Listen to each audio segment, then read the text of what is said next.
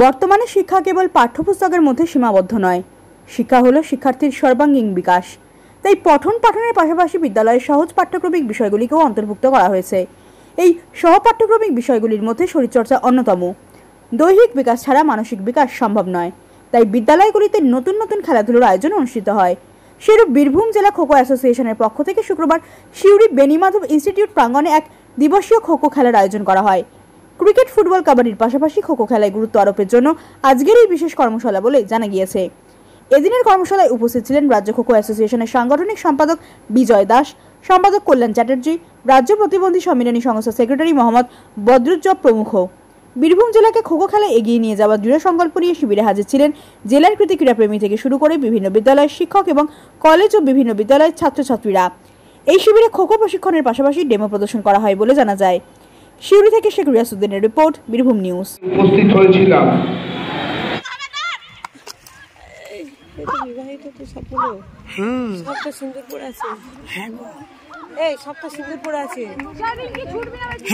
তুমি নামলে না কেন? তোমাকে নামলে না কেন? সবাই তো সুন্দর করে আছে দেখছি, আমাদের গ্রুপেরই তো হচ্ছে, আমাদের একটু নিতে হচ্ছে। মঞ্চে উপবিষ্ট রাজ্য খোখো সংস্থার সাধারণ সম্পাদক চ্যাটার্জি, মঞ্চে উপবিষ্ট এই জেলার বিভিন্ন প্রান্তে বিভিন্ন বিদ্যালয়ের শিক্ষক শিক্ষিকা এবং কলেজ থেকে যে সমস্ত অধ্যাপিকা এসেছেন, তাদের প্রত্যেককে পশ্চিমবঙ্গ খোখো অ্যাসোসিয়েশনের পক্ষ থেকে আন্তরিক অভিনন্দন এবং কৃতজ্ঞতা জ্ঞাপন করছি। সমস্যাটা হচ্ছে যে খোখো এমন একটা খেলা আজকে যে পর্যায়ে গিয়ে পৌঁছেছে। প্রাপ্ত সুজাতা সাহা দাস মহাশয়, আমরা বরণ করে নেব আমাদের সবার প্রিয় আমাদের বৈদ্যনাথ মাঝি স্যারকে।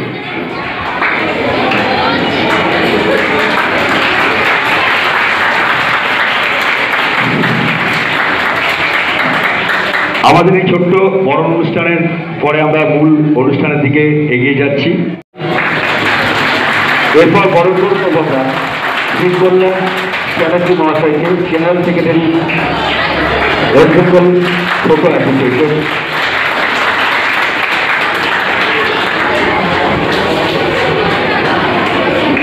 কল্যাণ চ্যাটার্জি মহাশয়, general secretary West Bengal kho kho association.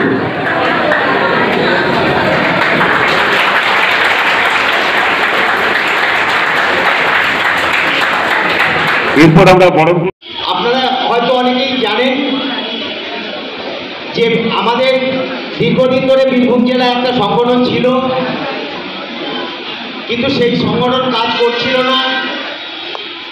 এখানে যখন সপ্তাহে চিরাসর মূল কেন্দ্রের একটা ক্যাম্প হয়, সেই ক্যাম্পে আমাদের সংস্থার সম্মানীয় সভাপতি, বেঙ্গল অলিম্পিক অ্যাসোসিয়েশনের প্রাক্তন সাধারণ সম্পাদক শ্রদ্ধেয় শ্রী কমলেশ চ্যাটার্জি মহাশয় এসেছিলেন এবং তখনকার এই অঞ্চলের কিছু অর্গানাইজার তারা বীরভূম জেলার অবস্থা বলেছিলেন এবং তার ভিত্তিতে তিনি প্রসূনদাকে সামনে রেখে, প্রসূনদাকে হয়তো আপনারা অনেকেই চেনেন, তাকে সামনে রেখে একটা কমিটি করে দিয়ে গিয়েছিলেন।